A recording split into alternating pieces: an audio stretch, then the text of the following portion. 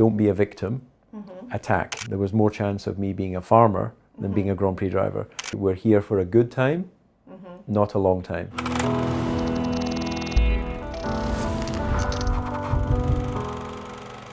Hello, David.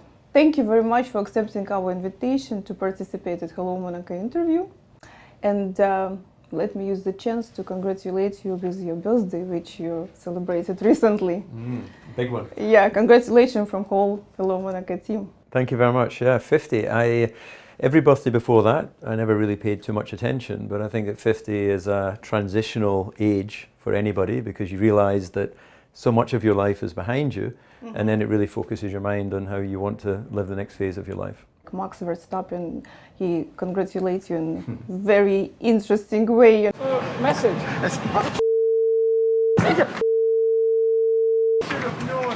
I should have known you. But to get cake from the pole man's not bad. Yep. I wasn't thinking about my birthday. I was thinking about, okay, I have to interview him. I would like the interview to be nice for the people watching around the world. But I think Max is an incredible young man, a fantastic Grand Prix driver. I think they're a great example of how to be professional, but also how to have fun. Talking about the friendship between or throughout the Formula One team, from one team, or between the racer from the different team, what do you think? Is it exist? There is some friendships, but it's really difficult to have a sort of true friendship whilst you're racing, because in the end your teammate, he's not actually your mate. You know, he's kind of your enemy, because if he is winning the Grand Prix, you're not winning. And if you're winning the Grand Prix, he's not winning. I know you featured Mika in one of your magazine runs, and Mika and I were teammates for 7 years, and we had respect and we had a perfectly acceptable relationship, but it was always a little bit with a distance, whereas today we're good friends because we've lived through 7 years of success, failure, coming together on track, and ultimately we have respect for each other and we can enjoy the journey that we had together. How did you start your career? Who brought you into the motorsport? Well, my father raced karts. So when I was younger, my goal was to be a Formula One driver, and I was able to achieve that, which is very unlikely when you consider I grew up in a village of 350 people. It's a farming region. There was more chance of me being a farmer than being a Grand Prix driver. He raced until he was 14 when his father died, so he had to stop, but he always had this passion for racing. So as a young boy, I would watch Formula One on television and enjoy that with him. And then when I was 11 years old, he bought me a kart. I started karting. And then when I was 17, I moved into cars. And I got a call from Sir Jackie Stewart, who was a Scottish 3-time world champion in Formula One. And he signed me to his team. And then I became the Williams test driver. And then sadly, Ayrton passed away and I became the race driver. So in many ways, the journey was kind of mapped out by my father. And I remember when I was 14, the age his dad passed away, watching Formula One, and my father saying, when you get to Formula One, I think you should live in Monaco. Already at that time, and I had no idea where Monaco was. And I remember he also said, after your Formula One career, you should work in television, because then you have a prolonged career. And then today I work in television. So it sounds as if I have a controlling father, but actually it's not the case. What I have is a father who has a vision. So he had a vision, but in the end, I had to go and make the success happen on track. What was the most memorable, maybe happiest win? I think my best victory was probably the second victory here in Monte Carlo, because I really had to, take control of the race, manage my tyres and not crash, which is a critical element.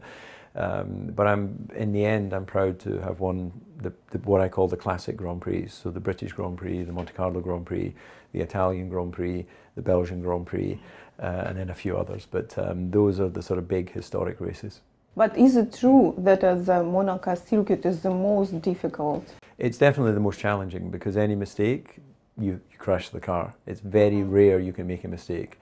Two places maybe, Saint-Devote, which is the first corner because you have some runoff, and then maybe at the chicane when you come back after the tunnel. Anywhere else, you hit the barrier. So I finished, I think 4 times on the podium in Monaco, but I also crashed maybe 2 or 3 times in Grand Prix. So you either have success or you have failure. After the tragic death of Ayrton Senna in 1994, you took over as a co-pilot of Williams' team. And how did you deal with the fear of death? Well, the benefit of youth is you don't know what you don't know. So when you're young, you think death is for someone else. You think it's for older people, or in the case of Ayrton, he was not old, he was 34 years old. But somehow when you're young, you're just so focused, you're so driven towards something. And of course I was very upset that he was killed because I was his test driver, and it was a very shocking time. We also had another fatality that weekend, an Austrian driver called Roland Ratzenberger. So it was a dark time for Formula One. But in the end, I had my chance. I had to make the best of my chance. And I just drove. I just tried my best, and I managed to eventually win some Grand Prix and stay in Formula One for 15 seasons. Competition, the desire to win, the desire to push a car to the limit is so addictive that you would do it even if there was more danger. The danger is part of the challenge. It's part of managing your fear, it's part of managing your own personal limits. What kind of lessons did you learn from your participation in Formula One? Discipline, hard work, because nothing comes easy. And if you, with your competitors, if your competitor works harder than you, then normally they deserve more success. Moving on. When something happens, not holding that negativity in my mind. You know, so for instance, if we smash this table, okay, it's disappointing, but it's smashed, so we have to just move on. Where some people will go, oh my God, I can't believe why we did, why? Forget why. Well, okay, ask why once, understand why, and then move on, rather than living in this spiral of, why did this happen to me, why? You know, we have a sort of mantra, which is don't be a victim, attack. So attack life, I think, is the best thing that I learned from my time in Formula One. When you finished your driver career, was it a transition period for you when you didn't know, okay, what I can do now, what I would like to do? But I knew what I was going to do. I had already signed to television to work with BBC. I knew it was my last year. I never regretted, because I tried everything. I tried my best. I was not the best driver. You know, I competed against Schumacher, Hakkinen, and Alonso, and Hamilton, and all these guys, and they were better. But I could beat them on occasion. So when I retired, I knew every box had been ticked. And then the next journey was to see what I could do with television. And then after 1 year, I started a television production company. How do you feel about the young generation of drivers, Formula One drivers? Well, I think it's exciting because they're young and enthusiastic and talented, and they're already arriving in Formula One so much more prepared than when I was there, because the exposure they have, the knowledge they have, the communications that are available today. I have a 12-year-old son, and he's driving simulators of Formula One. So he's understanding DRS, which is the rear wing drag reduction system. He's understanding the environment at 12 years old. The first time I saw a Formula One car is when I sat in the car to drive it. So it's a very different world. But I think there's some exciting young drivers out there that really will carry the sport forward and connect with the younger generation. What do you think? It looks like that now the competition and the opportunity to win in Formula One is more about technical stuff, like engine. What about the personality? What about the talent? As a driver, you just want the best car because you want to win. But of course, working in TV now, I want them all to have the chance to show the driver's talent, because it's a people sport. It's not a pure technology sport. And people have been talking about autonomous racing in the future, where there'll be no driver in the car. Okay, that's interesting, but I don't think you'll have a global audience watching, because to watch a machine compete against the machine is not as exciting as to watch a human compete against a human.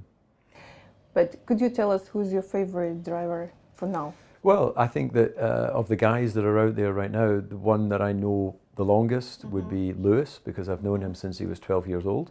Kimi is still racing in his 40s, and he was my teammate at McLaren. But the one that I really am impressed with, two guys that stand out that are both living in Monaco, Daniel Ricciardo, the Australian driver, and Max Verstappen. But I think there's some young guys like Charles Leclerc. His mother actually used to cut my hair. She has a hairdresser besides Alier. I never knew, yeah. So he comes from a great family. And, you know, you've got George Russell, Lando Norris, Mick Schumacher, of course, Michael's son, who again is a really well brought up, nice human being.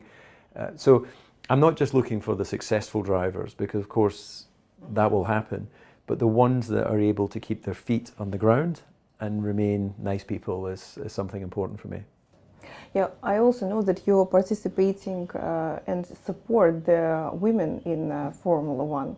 I had to be involved. I wanted to be involved because I know from my family experience that there's no reason why women cannot race at the top level. It's not a physical thing. So the Grand Prix car has power steering. Of course, there's a lot of G-force on the neck and everything, but I can see many female athletes that are much stronger than I was when I was racing. So there's no reason why they cannot be strong enough. And then it comes down to hand-eye coordination. And what we've seen in the first year with W Series is that the racing has been close, but actually less coming together, less accidents than we would see between just men racing. Because I think the men are all a bit more aggressive and they end up touching, where the women somehow find a way to be really close, but just keep that distance. So, you know, this year we'll have support races to Formula One. The reality is, so many women love automobiles, love motorsport, love driving, and statistically women are better drivers because they have less accidents, you know, despite the jokes that people can make. The insurance claims would suggest that men are making more claims than women. David, if you have a chance to get the interview with someone else, like from the past, for example, or like, you know, in the present, but it's very difficult to get, who it will be? Politicians to talk to, but I would rather talk to someone that's created something that's changed the world. Why did you choose the Monaco as a place to live? Yeah, well, as I mentioned earlier, my father suggested when I was 14 that when I get to Formula One, then Monaco would be a good base. And as soon as I got my first contract, I moved here. You can just be yourself. There's no pressure to be anything other than that. So, of course, if you go across to Monte Carlo and you go to, you know, Hotel de Paris, or it becomes a little bit more a show. But Formby is a nice place, I think, to be just normal, healthy, happy. Can you say if you have some, like, your motto? Well, I'm going to use one that a good friend of mine, Colin McRae, who was a world rally champion, sadly he was killed in a helicopter crash, but when Colin was living here, he would always say, we're here for a good time, not a long time. So this is something I'm always saying if you're doing a cheers with your friends, because in the end, you don't know how long you're going to live. You know, I was in a plane crash when I was 30 and the pilots were killed, and I could have been killed. And then we wouldn't be having this conversation now. You know, I've lived 20 more years than potentially I could have. So I think that, yeah, of course, it's important to have plans for the future, but I don't think we should plan too far ahead. Because who knows? Who knows what, you know, when I leave the interview room, maybe I fall over and something bad happens. So I think it's important to seize the moment, live for today, of course have, you know, let's say medium-term plans, but be reactive, just enjoy. I think, you didn't ask to be born. I never asked to be born. You know, your parents made that decision and you were created, likewise. So once we're born, we have certain choices we can make beyond whatever environment that we were born into. So the choices I've made have brought me to Monte Carlo. The choices you have made have brought you to Monte Carlo. I think it's a good life so far. Okay, thank you very much. It was, I think, very interesting interview.